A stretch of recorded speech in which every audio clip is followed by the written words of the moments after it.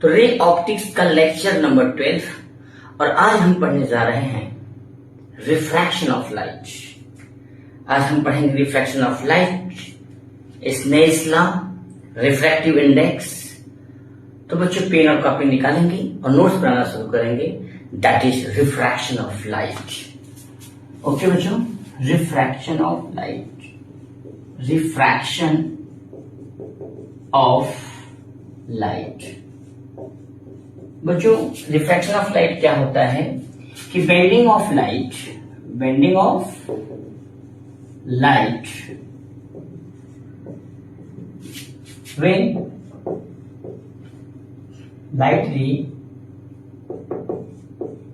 light ray passes from one medium to another medium, from one medium to another medium with different optical density,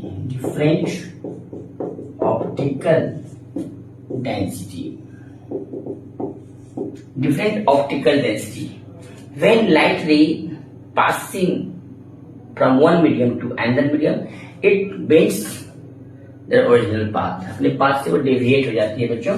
light rays मान लीजिए कि ये है आपका एक बाउंड्री, ये बाउंड्री दो मीडियम को सेपरेट कर रही है। एक मीडियम यहाँ पे है, मान लीजिए मीडियम ये है एयर, यहाँ मीडियम आपका मान लीजिए है वाटर। सपोज दैट दो मीडियम है, ये आपका है optically rare medium, this the optically denser medium,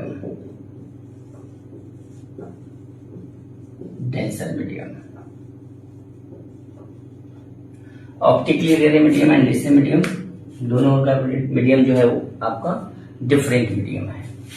तो यहाँ पे जो लाइट होगी बच्चों वो बेंड कर जाएगी। जब कोई लाइट रेज एक मीडियम से दूसरे मीडियम में जाती है तो अपने पाथ से डेविएट हो जाती है। और कितना डेविएट होती है देखते हैं। और बच्चों ध्यान देखते हैं, यहाँ पे रिफ्रैक्शन ऑफ लाइट हम लोग पढ़ रहे हैं।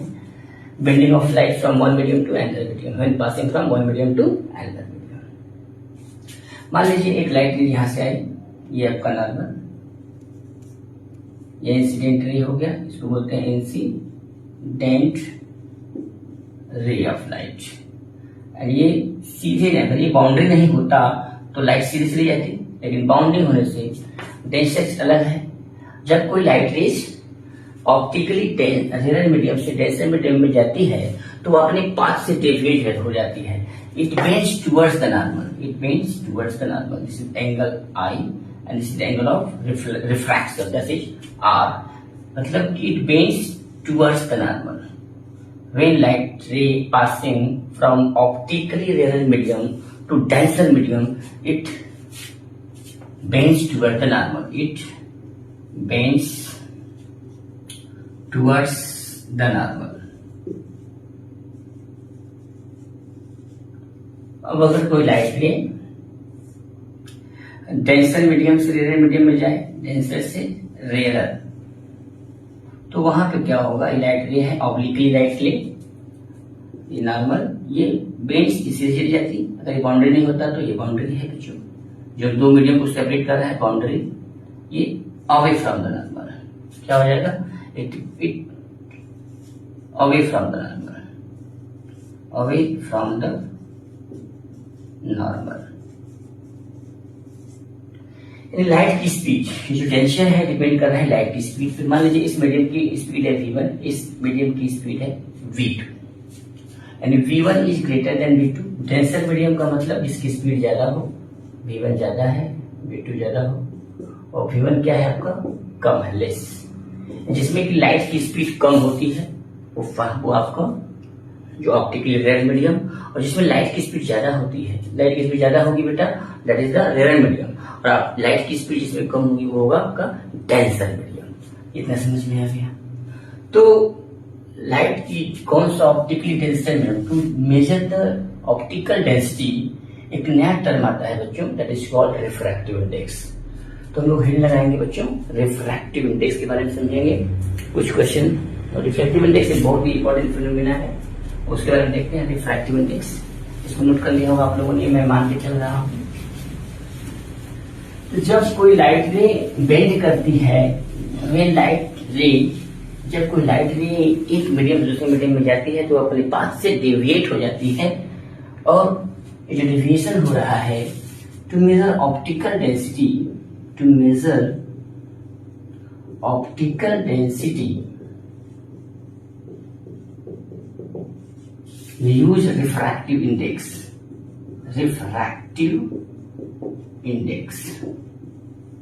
बच्चों रिफ्रैक्टिव इंडेक्स क्या होता है?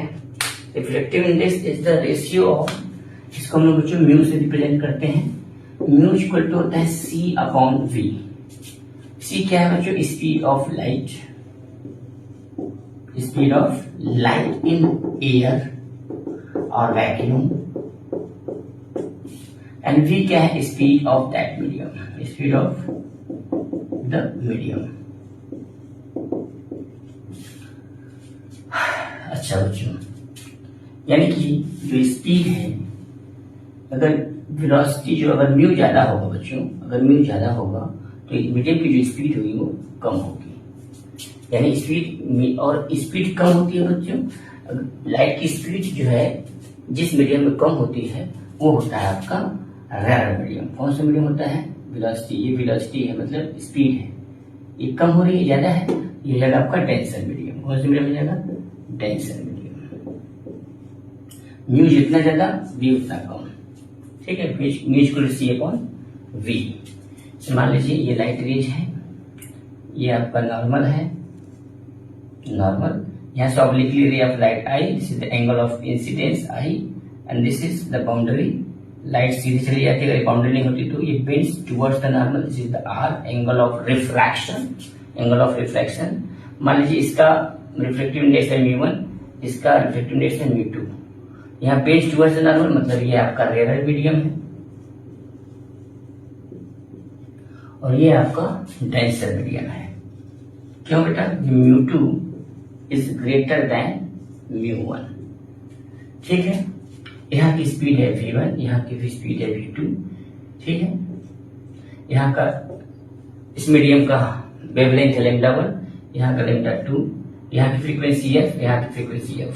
तो कभी जब ये जो फ्रीक्वेंसी है, जब कोई लाइट रे एक मीडियम दूसरे मीडियम में जाती है तो उसकी फ्रीक्वेंसी चेंज नहीं होती है। Frequency does not depend on the medium, it depends on the source of light, जहां से लाइट मीट होती है, लाइट पास करती है। ये सोर्स ऑफ लाइट पर डिपेंड करता है, सोर्स ऑफ लाइट, ठीक है। लाइट का सोर्स चेंज नहीं हो रहा है, फ्रीक्वेंसी चेंज नहीं होगी, लेकिन वेलोसिटी और वेवलेंथ चेंज हो जाएगा। तो बच्चों म्यू1 म्यू2, अच्छा ये मान लीजिए मीडियम 1 है, ये मीडियम 2 है, तो हम लिखेंगे 1 mu two, refractive index of 2 with respect to 1 mu two में written as mu two upon mu one. This is mu two upon mu one means v1 upon v2 is equal to λ1 upon λ2. So this is the relation.